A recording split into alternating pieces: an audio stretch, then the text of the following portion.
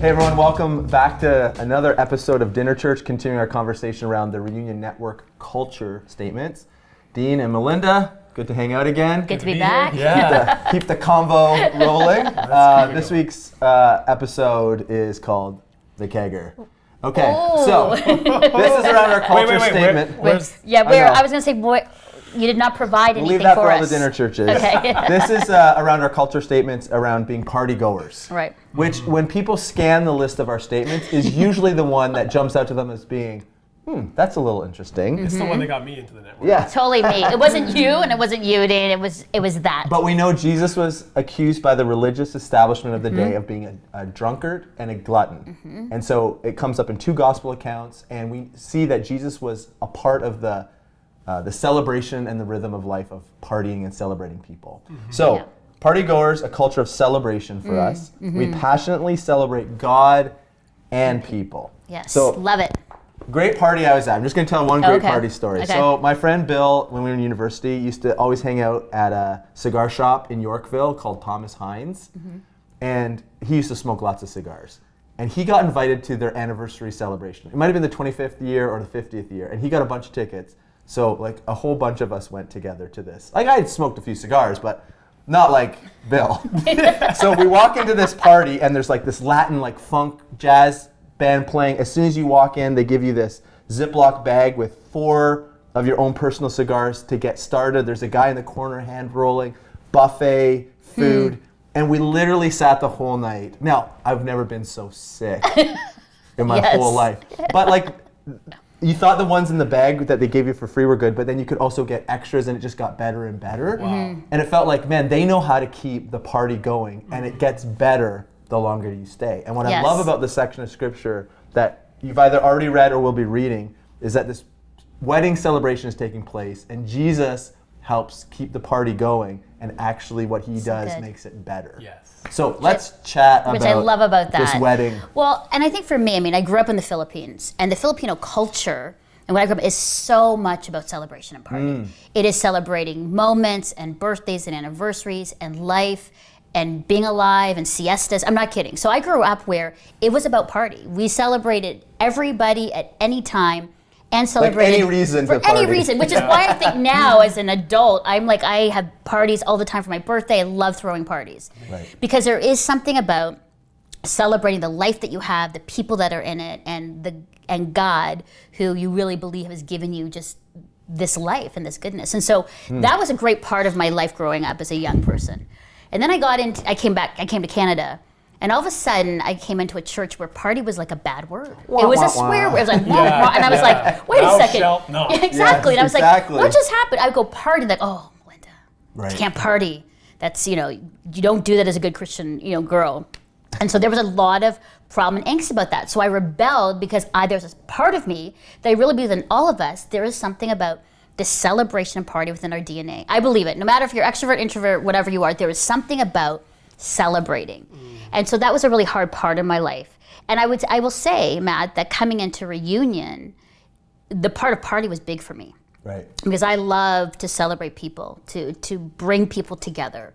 In my strength finders, I am a woo. Number 1 is woo. Okay. Woo people to something great. And so when I saw this, it was like, yes, a church that actually has that in a culture statement about party. And we did that. In our church, rented out the college Christmas party. It was so easy to invite people to a Christmas party. We were having parties all the time, pool parties, anniversary parties, everything. And it really connected our community. I really love that about Reunion. Yeah. Well, that was one of the things that when we were getting going and paying attention, because we all enjoyed that in the beginning and still do. So it felt like there was a separation between, we would have friends that we would hang out and party and celebrate with, and then we'd have church friends, and they didn't seem to overlap. Now, there could be some good reasons, because maybe we were living 2 different ways with 2 different groups of people. But at the best versions of ourselves, when those come together, it's like a kingdom experience to taste and see the celebration, the goodness, the love, the party of being together. And party doesn't mean, I think there's the people equate it with, I'm going to get wasted, I'm going to get drunk and be crazy and not know what I'm doing. We're not saying that. No, we're not talking about that. We're saying the party of like bringing people together to celebrate a person, the moment, the goodness of God, that kind of thing. Yeah.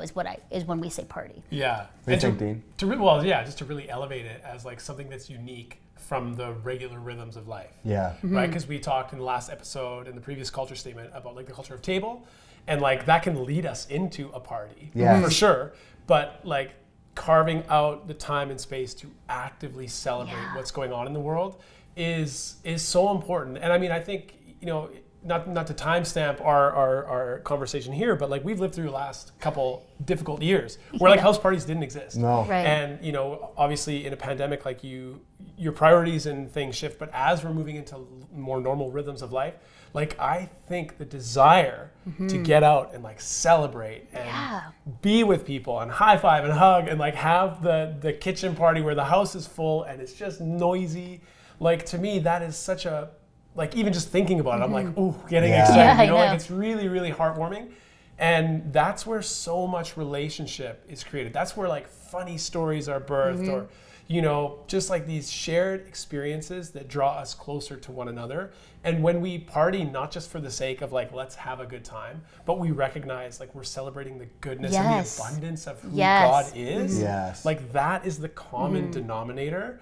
And it just draws us closer to the source.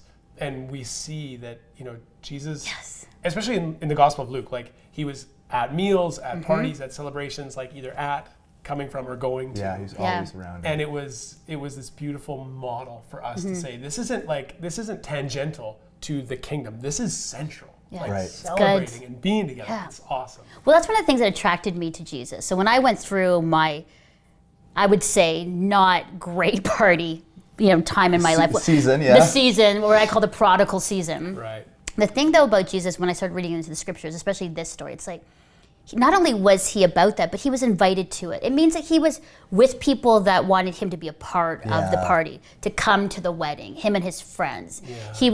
He loved meals, which I love. He loved hanging out with people, lounging. Everything about that is like, yes, because that's the person that I am. That's the person I would love to hang out with, who was engaged with that wasn't afraid of it. And so I love that part. And this was one of my favorite, this is one of my favorite stories. Yeah, there's a human side of this story that I honestly love so much when Jesus' mom told him that he's going to be part of the solution. He's like, dear woman, like, come on, mom, this is not my time. And the interesting thing, one of the other interesting thing is like, he says it's not his time, but his mom insists, and then he does it. And to me, it's a really cool picture of God being willing to step in with us and even change his mind in the moment of like, okay, I guess this is the time where I'm going to reveal God's glory for the first time through my actions. Right. Yeah, and I love, and Maggie, what I love too is my favorite is then mom. So he goes, no, mom. No, but you know what she does? She ignores him and goes, servants, just do what he says because I know he's going to do it. Yeah. Totally. It is so. It's my favorite part because I know I sometimes do that too. Yeah. Where I'm just like, I don't hear you. I'm going to go do this thing and believe that that's going to happen. That's how I am. And Mary was just like every other parent who says, hey, you've learned the violin. Hey, we got some guests. Play the violin. I do that all the time. Do this. And you're telling your kids, putting them on display a bit. And they're like, no. And Jesus is just go ahead. Oh, he's a man at this point. Yes. Like 30 years old. He's like, are you kidding me? Can you imagine right the now? disciples standing back watching this going, oh, there they go again. Yeah, right? Yeah, totally. There they go again. And then I think I love it where it's like, he doesn't even just go, I'll just do the medium kind of like $20 bottle of wine. Because he could get away with that. Yeah. $15 to $20. But he's like, I would say $1,000 wine. Oh, it's Hundreds of dollars. It's the best stuff you've ever tasted. You've ever had, that's what he does. Yeah.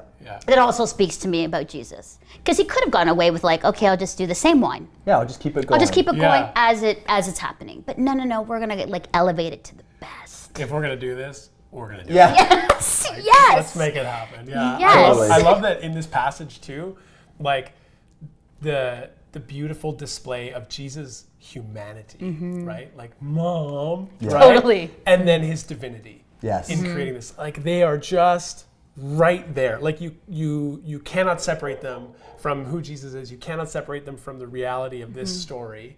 And that it's both things happen right side by side. And it's so beautiful to recognize and remember and to live into that like curiosity and the tension of like, how is this possible that he's like fully man, Right. and yet fully God, and obeys his mom, almost like maybe begrudgingly. Like we can wonder about like what tone did he use when he's like, "Dear woman," right? Like what was the tone? What was the vibe? We can imagine that, but like he's listening to his mom and he's responding to her suggestion and invitation, and at the same time he is fully displaying the glory of God through his actions, and doing that to fuel the party. Yes. Amazing. Yeah. Amazing. Yeah, love it. Can I read a quote that I came across when I was thinking about this? There's this quote, Gary Burge says, he says this, when he changes holy water into wedding wine, the Messiah makes the holy vessels obsolete. Religious instruments that had been treasured in their traditions of many generations must undergo severe rethinking. Because remember, he says, fill up these ceremonial jars, and he's transitioning now into like an instrument of something completely different. Oh, totally. And that's So the good. new wine that Jesus brings. Yeah. Not only literally in that moment, the new wine for the party, but we know that Jesus is bringing new wine for us that can't be contained in old wineskins, old objects. Yeah. And I love that, the coming of the kingdom. And that's like Jesus' coming out party. It's like Yeah. this is where the glory of Yeah. God will be revealed. Yeah. That's what I amazing. do love about him as you say this. It's like he was very intentional and thoughtful on how he did his miracles, what he did, what he didn't do, how he changed his mind with his mom. I love that part about the humanity of him. And the humanity of him is about party and celebration. Yeah. That's the other beautiful thing about him. Yeah. It was teaching and miracles and doing, you know, my dad's business and work. But there's also this great part, which I love and connect with, about party Yeah. and celebration and being in those places. Again, I think going back to, are you a person who people want to invite to the party? Right. Like, are you the person, and are you the person inviting people to the party? Because I Right. think it goes both ways. It's like, what kind of person are you? If you're not being invited to the party, Yeah. what's happening, right? And then the other side is, but are you also, you know, providing spaces to party and bring people in to celebrate? And like you said, after hard years of COVID and the pandemic, more than ever, in the years to come, we need to have and create spaces for party. Yeah, I was recently talking with a Celebration. church that's, I think, going to be joining our network in a formal way. And they asked about this one, and they said, why is it not party throwers? Ooh. And so we talked about it, and I said, isn't it, it's great, we can throw parties, and we should do that. Yeah. But I thought of this, I'm like, isn't it interesting that Jesus isn't the only one just throwing a party? He's being invited, like Yeah. you're saying, Mel. And going to other Yes. other places where people are already celebrating, joining in their celebration and party is just as important, maybe more so, because the church can be criticized for only wanting people to come to us. Right. But let's go. Yes. Yeah. Let's go to the party. And Bring the party. It was Yeah. great to talk to them about, that's why we intentionally good. said partygoers. Yeah. And then you could see like, they're like, oh yeah. Yeah, right. It was It's good. awesome. Yeah. Yeah, because then it's also like you're surrendering control. Yes. You're saying, this is not my thing where I can control the elements and I can Oh, figure out the good. guest list and who's and where is it going to be and how much, you know, alcohol or whatever is going to be served. What's the food going to be? You're kind of starting to be like, let's just show up and have some Yep. fun Yeah. and like know that God is in the goodness of eating and drinking and being That's it. together. Yeah. I love it. You know, Dean, that's so perfect, because here's the thing. So, and I think as a follower of Jesus, any time, any place you are at or where you're at is an opportunity to show kingdom of God, to show, because here's the thing. So Jesus is there, he's hanging out, and the wine, you know, stops. Here's an opportunity for him, his coming out party, right? I mean, and I think of that for myself, where it's like when I am invited to a party, think about all the opportunities you have to show Jesus, to show kindness, to show openness, to show inclusion, to show celebration, all of those things. So that's why it's important to be invited. Yeah. Because when you're invited, it means you're in their space, and then you have opportunity to share your story, your experience, to share Jesus and why. And I've noticed that too, when I've been invited to parties of people who aren't followers of Jesus, more than not, I will end up having a conversation about, why do you follow Jesus? What is church about? Actually, you're in my space now, so now I feel safe to ask you the question. Yes. And I find that every single time that people have asked me, I'm not kidding, every single time I'm in a party that I've been invited to, that question comes up. Yeah. And I think that's part of, you know, that's why I love it as a culture statement. I think that's part of this community of us making change and having conversation in the world. Yeah, ditto. I can think of, you know, similar scenarios where you're at a house party, or, you know, oftentimes it's at like a wedding or something, and so there's some sort of celebration. Of course, like, you know, as pastors, you're invited in and given the privilege of like being able to officiate someone's like most celebrated special moment, right? And so you stand there and you perform this ceremony, and however it looks, you know, people recognize, oh, there's something like that. What is that guy? And a lot of people don't have a box, so it's always interesting afterwards. You know, you're standing there in the reception, like maybe having a glass of wine or a beer or whatever, and people saddle up to you. They're kind of like, "Yo, so like, are you like a priest? Yeah, like, how does this work? Like, what?" And they lead with curiosity because like you've done something. Obviously, they recognize there's some sort of like ritual, ceremonial thing happening here, but like you don't fit the box of like what I imagine that person should be. Right. And the amazing conversations where people, you know, they might have an experience of church, that's one thing, but they're fascinated and curious about who Jesus is. Yeah. Because he's the kind of guy that makes amazing wine at a party and is like, let's go. Yeah, amazing. Exactly. You know, the other thing that really stands out to me here that I want to highlight, and we can, as we discuss further or whatever around the tables, can dig into, but kind of the thought of coming back to like, Jesus wasn't ready for this moment. Like this wasn't his plan, right? He was like, no, Mom. And she's like, no, go ahead and do it. And the creativity in the moment to say, this is the way I will show God's glory is by doing this. And like, it's so perfect because I think throughout the stories of Jesus, we see how he is so ready in the situation to use anything, right? Yeah. Teaching about the kingdom of God. Oh, it's like a farmer sowing his field, and everyone looks and sees the farmer. He's like, it's like that. Or in this situation, he wasn't going in with his plan to do this grand gesture. It was just the thing that was right there in front of him in the moment, and his presence and awareness and understanding of what people needed and how he could most beautifully and impactfully reveal the kingdom of God. He just does it like that. And I think there's an invitation there for us to think about the places and spaces we get invited to.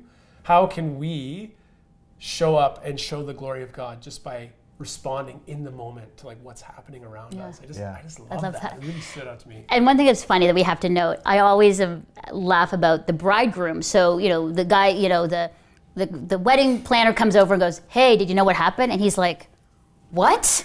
What's going on? Like, I can just see a bit of like, what's happening at the party. The servants know, nobody knows, Mom knows, and the bridegroom's like, we have the best wine. Wait a second, am I have to pay for that? What just happened? Wait, did we bring out the wrong Wait, what did we bring out the stuff stuff? earlier? Shoot, oh no, chaos, problem, and then however got resolved in the end of the story. But what a beautiful moment for Jesus, I think, to be like, I'm here, I'm having a great time, here's what I'm gonna do. Yeah. It's like the best of all things. Right? Because if I was at a party and somebody brought out the best wine at the end, because you know there's leftover, so I'm holding those bottles back for my next party. Yeah. I wonder if Jesus was then invited to every other wedding. Everybody got, you know, Jesus. That was so good. Exactly. Or it's like, who's Jesus? Trust me, he needs to be on the guest list. And it's just so perfect. The whole thing defies, again, it's kind of subversive and defies convention. He uses the ceremonial water jugs to create the wine. And then again, even in this kind of like more cultural, it's not like some big rule, but just like the culturally acceptable way of doing things, like good wine first, like he kind of flips it. And in that, everybody's attention is grabbed to be like, wait, what? Like, what? So good. Beautiful conversation. Good. Let's hold it there. We will just pause. Over to your dinner church tables to keep chatting about it. I feel like every week we say there's so much more, and there always is, and that's why we try to set this up as a primer. So have great food, great drinks, conversation. We'll catch you next time. Peace.